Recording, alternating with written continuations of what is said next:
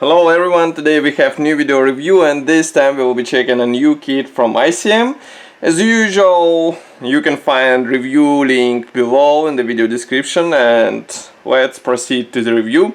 So that's a 1/24 scale kit, it's a Model T 1912 light delivery car, and of course you can guess what manufacturer was actually producing this car in real life. We have even the sign on the grille and on the top of the front panel of this vehicle.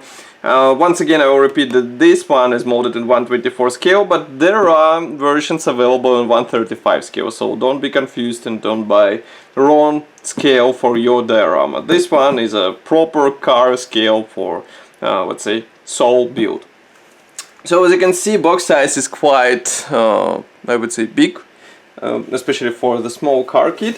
Here we have short history note, also some information about the kit, that there are 108 plastic parts inside, and assembled model will have length of 14 centimeters as far as I can see. Here we can see one of the marking options which are included into this kit, and now we're gonna open this beauty. So as you can see, box design is typical for ICM. We have this flexible top part, and then we have sturdy white cardboard box which actually protects everything inside. And as you can see, there is plenty of space inside, so I guess parts should arrive to you intact without any, let's say, serious damage. So all frames are packed into the same plastic bag. Then we have assembly manual on the bottom, we will check it a bit later. Now let's start with plastic bits. And as you can see, there are plenty of grey plastic frames.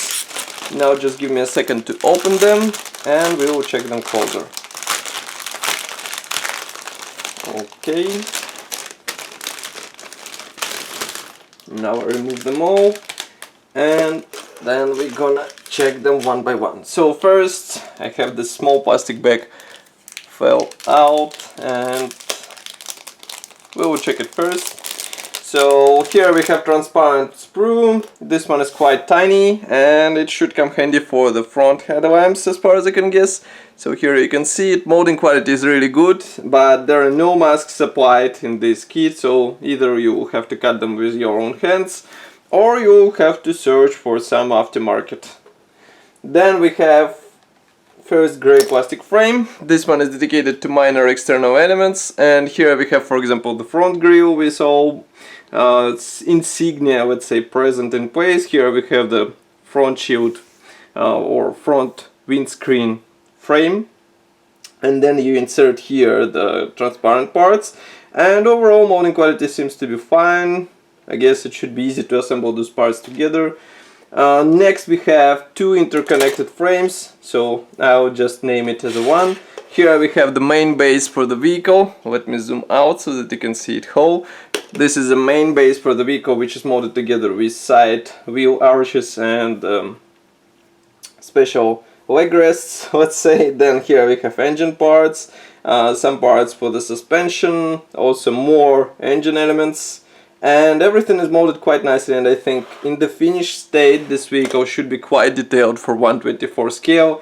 And I want to remind you that some manufacturers don't even bother including some suspension elements or engine elements. They just close the bonnet and you're good to go.